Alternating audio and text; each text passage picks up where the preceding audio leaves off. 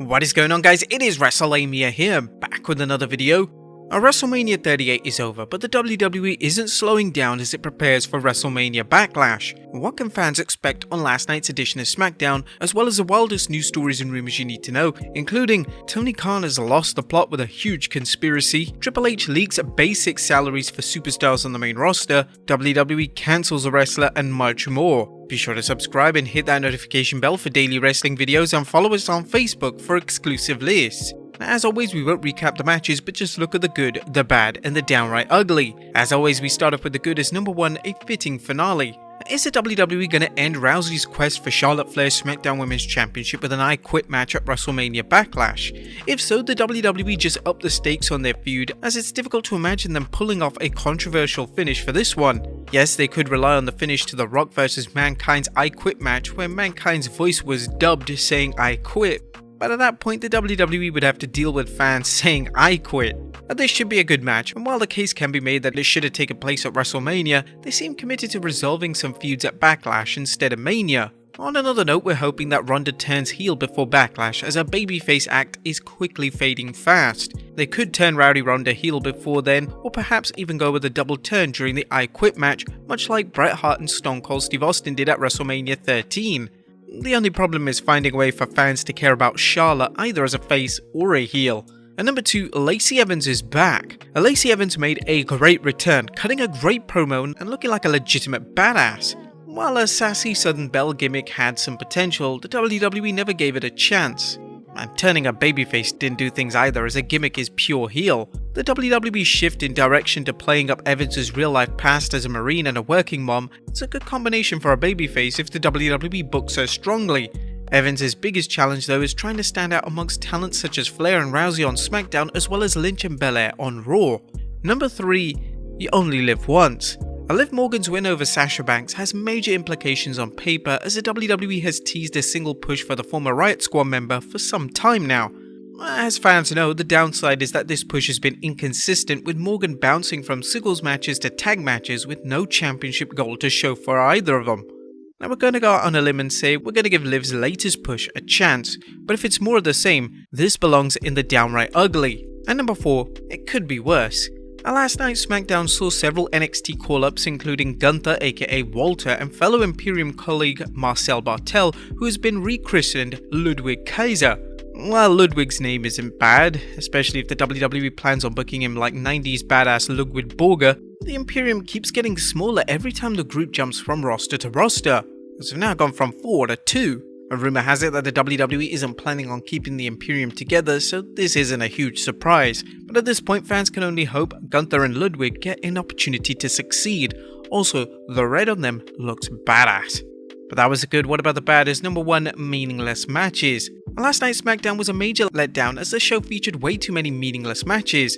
Quite frankly, we couldn't care less about Butch vs Xavier or Gunther vs a local jobber, as Butch vs Xavier is a reminder of just how boring the so-called feud is between the New Day and the trio of Sheamus, Holland, and Butch is, and this match did nothing other than remind the fans of the New Day's quick loss to Sheamus and Holland at Mania. As for Gunther, in a perfect world, fans would understand the big man debuting to crush a jabroni, but in the WWE that's a bad sign, as it usually means that's all the wrestler is going to do for the next 3 months while they figure out his storyline, and they often fail at this. Their decision to put Sami Zayn against Drew McIntyre was another instance of how writers phoned this show in. Fans will remember Drew battling Sami Zayn after he was drafted to the Blue Brand last year, only this time things ended with a crummy count-out win for Drew, as Sami decided to take the proverbial powder. Number 3, another predictable match. Roman Reigns can't wrestle Brock Lesnar anytime soon, so who should the tribal chief defend the title against next?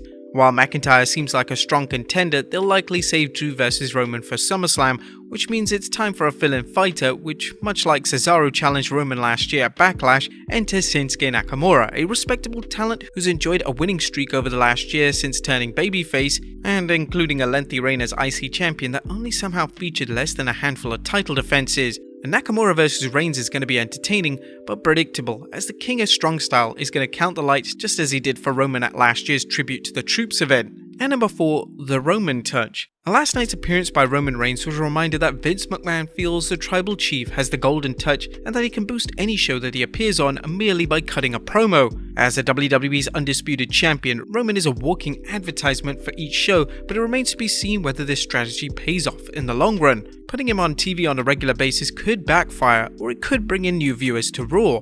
They should be cautious, however, as it also appears to be setting things up for the Usos to challenge for the Raw Tag Team Championship, with the idea being that the Bloodline holds the World Singles and Tag titles. The Usos have been fantastic during their Smackdown Tag Team title reign, but should the WWE unify the tag titles also? Is a potential quagmire that the WWE may want to avoid. Now, there was nothing downright ugly, as Smackdown was a letdown, hey that rhymes, and while it introduced new wrestlers and saw the return of Lacey Evans, it didn't seem like a post-Mania production. Not only that, but it was a weak show in general as Roman Reigns phoned in a promo, the match selection was rubbish, and there was little build-up for WrestleMania Backlash, other than Ronda Rousey's wish for an I Quit match against Charlotte Flair. What you guys think of Smackdown last night? Let us know in the comments down below. Now let's move on to the news.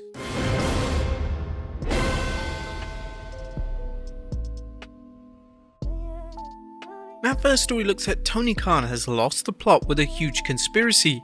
Atop of the news today is a bold claim by AEW President Tony Khan that there's a conspiracy afoot to disparage All Elite Wrestling. Khan revealed that he has an independent third party conduct a study, tweeting, "An independent study has confirmed that much of the staunch AEW online community aren't real individuals. It's staff running thousands of accounts and an army of bots to signal boost them. Look closely, these aren't real people.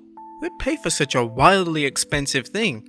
Khan asked fans, ever wonder why so much of the activity of these accounts is retweets and replies? Like who actually has 80% of their activity as straight up retweets? In an exclusive story with Wrestling Inc., Eric Mutter spoke with Khan for more details about Khan's claims. Waiting for final study, but here's what my expert confirmed. It's people with real life accounts making posts and then using their bots to manipulate the social channel algorithm by backing them up with engagement from a made up Twitter identity.